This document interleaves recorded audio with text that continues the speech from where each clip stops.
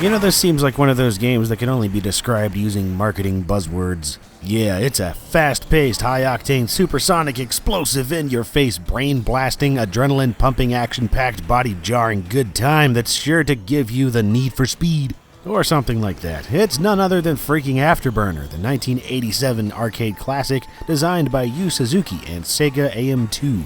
This is from the golden age of Sega Superscalar arcade games like Hang-On, Space Harrier, and Outrun. As with many contemporary Sega arcade games, Afterburner used a board with dual Motorola MC68000 CPUs running at 12.5 MHz. But Afterburner used the Sega X board, which had both the graphics chipset and processor on a single board and could display 256 sprites on screen at once with 4 tile layers, double what previous boards could do. This allowed for tons of scaling sprites at high speeds, which gave it quite the impressive pseudo-3D effect years before true 3D arcade games became mainstream. Not only that, but it was a flight game that was full of just as much arcade action as anything else Sega produced. Flying a fighter jet should be awesome, but it wasn't uncommon back then to find that getting into the virtual cockpit in a flight sim was about as action-packed as a half-eaten bagel. Nope! In Afterburner, you can forget complex gauges and physics models, and say hello to fireballs, super speed, and synthesized rock music that made you feel like you jumped right into Top Gun.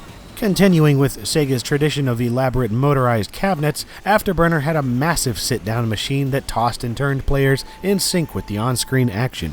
Unfortunately, I wasn't able to play in such an elaborate thing for this review, but I did manage to find the upright cabinet, which is still pretty awesome, with its molded plastic front and 19-inch color CRT display. The overall layout is pretty straightforward, with a little sheet showing you some gameplay tips, a force feedback flight stick with some very satisfying red buttons for missiles and cannons, and a throttle control allowing very basic speed manipulation.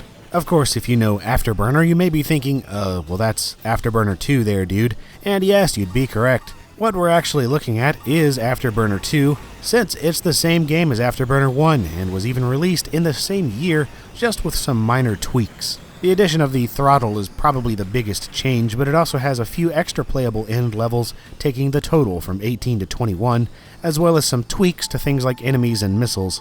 But really, it's the same freaking game, and not nearly as drastic a change as something like Turbo Outrun was to the original Outrun.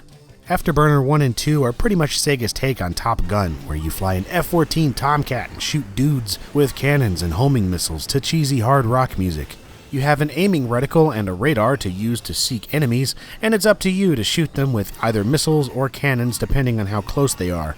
Everything takes place at a breakneck speed though, even if you decrease the throttle, and it's easy to end up dead within seconds of every life.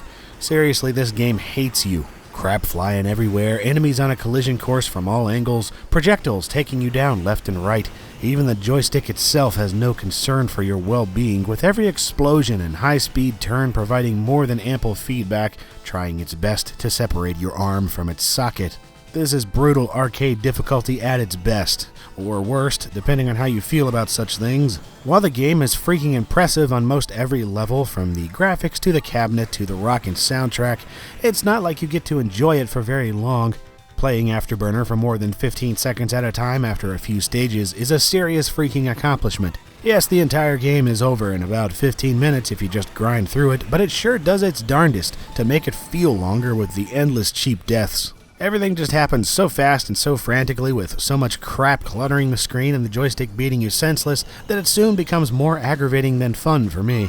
Yeah, I know there are patterns to learn and all that, and it's an arcade game that's meant to eat your quarters. But still, a game like Outrun, I at least feel like I have a chance, but not in Afterburner.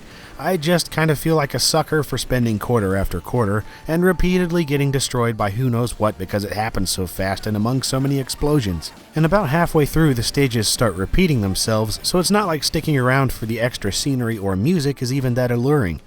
Ah well, it's still a freaking classic and quite fun in short bursts. And you do get little cameos from games like Hang On and Outrun if you're paying attention, which is kind of like giving a drop of water to someone burning in hell.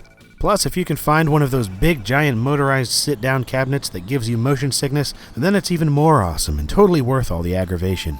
Sure, Afterburner wants you to die in horrible ways and curse its very existence every few seconds, but I honestly don't think I'd have it any other way.